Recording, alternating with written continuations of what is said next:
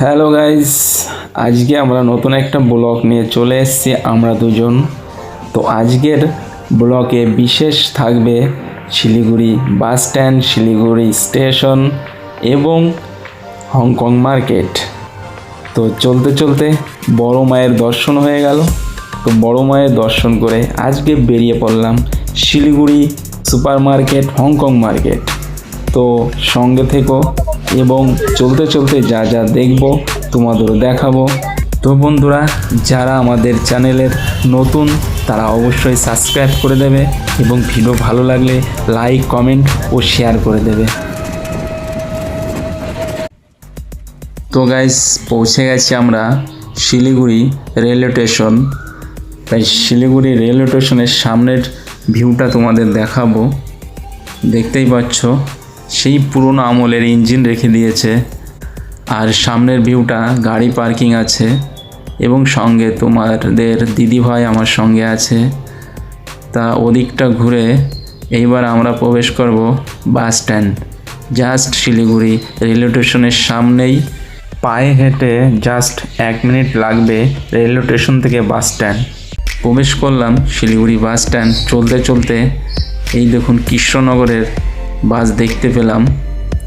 তা সব জায়গায় যেতে পারবে, সব জায়গায় যাওয়ার জন্য এখানে বাস অ্যাভেলেবেল পাবে।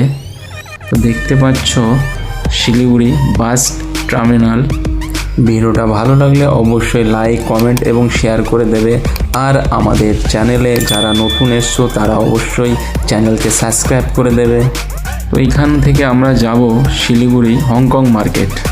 বাস স্ট্যান্ডের সামনেই মেন রোড থেকে আপনি টোটো বা অটো পেয়ে যাবেন। তো টোটো বা অটো ধরে আমরা এখন চলছি হংকং মার্কেটের দিকে। তো সঙ্গে থেকো এবং মার্কেটে কি কি কেনাকাটা করলাম এবং কি কি দেখলাম সেগুলো আপনাদের দেখাবো। আমরা এখন গাড়িতে মহানন্দা নদীর উপর দিয়ে যাচ্ছি। মহানন্দা নদী পার করে ইয়ার ভিউ, তারপরে কিছু দূর গিয়েই আমরা হংকং মার্কেট প্রবেশ করব। কারণ মহানন্দা নদীর পাশেই শিলিগুড়ি শহরটি অবস্থিত। কারণ এই ধরনের ব্রিজ আপনাদের অনেকই দেখতে পাবেন। তো এই ব্রিজটা পার করেই একটা ট্রাফিক সিগন্যাল, এবং ওই ট্রাফিক সিগন্যালে পার করেই 2 মিনিটের টোটো কি অটোয় যেতে হবে হংকং মার্কেট। তো এই জায়গাটা ইয়ার ভিউ নামে পরিচিত। তা প্রায় চলেই এসেছি, আর মনে হয় 2 মিনিট লাগবে। তা আমি আর তোমার দিদিভাই কেমন লাগছে আমাদের অবশ্যই কমেন্ট করে বলবে। তো এই দেখো হংকং মার্কেট চলে এসেছি। হংকং মার্কেটে প্রবেশ করব আমি আর তোমাদের দিদিভাই। হংকং মার্কেটে চলে এসেছি গেট নম্বর 4। চলুন হংকং মার্কেটে যাওয়া যাক। তা এই হংকং মার্কেটে প্রবেশ করব।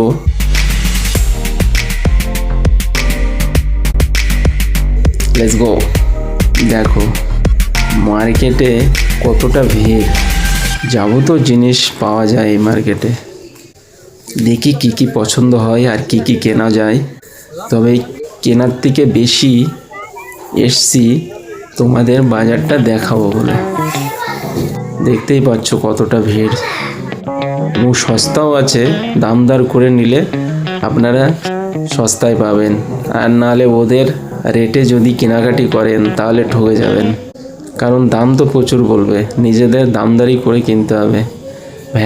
ভ্যারাইটি জিনিস আছে এখানে, সমস্ত জিনিস।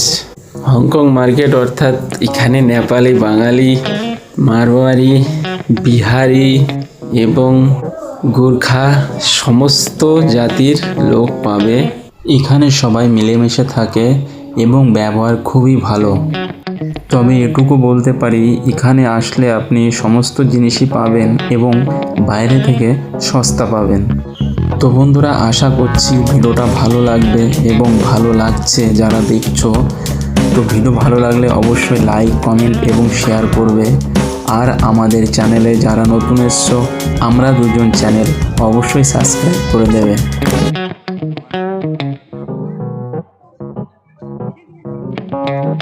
তো গাইজ, চলতে চলতে তোমাদের দিদিভাই একটা ব্যাগ পছন্দ করলো, ওনাদের লেডিস ব্যাগ।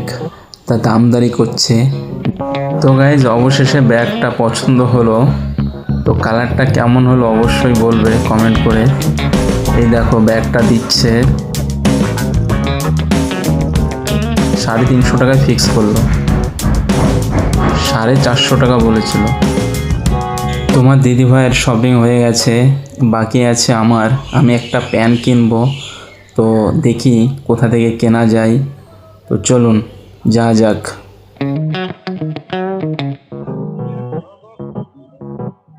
তো গাইজ সঙ্গে থাকবে।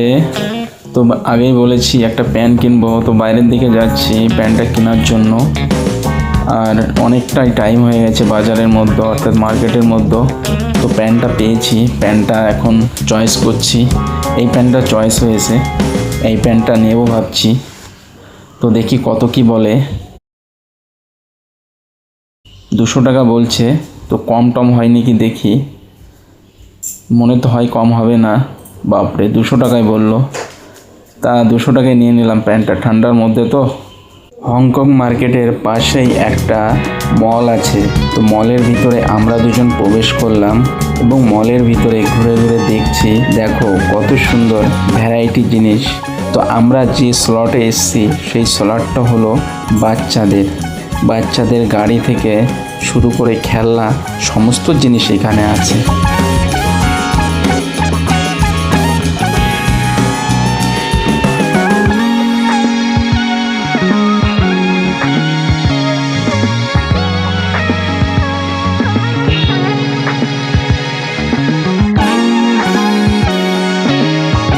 তো এখানে কোনো বাচ্চা আসলে অবশ্যই খুশি হবে, কারণ এখানে গাড়ি থেকে শুরু করে খেলনার জিনিসগুলো আছে। তারা এসে এখানে খেলতেও পারবে। আর বেশি সময় থাকবো না, বেরিয়ে যাবো এখান থেকে।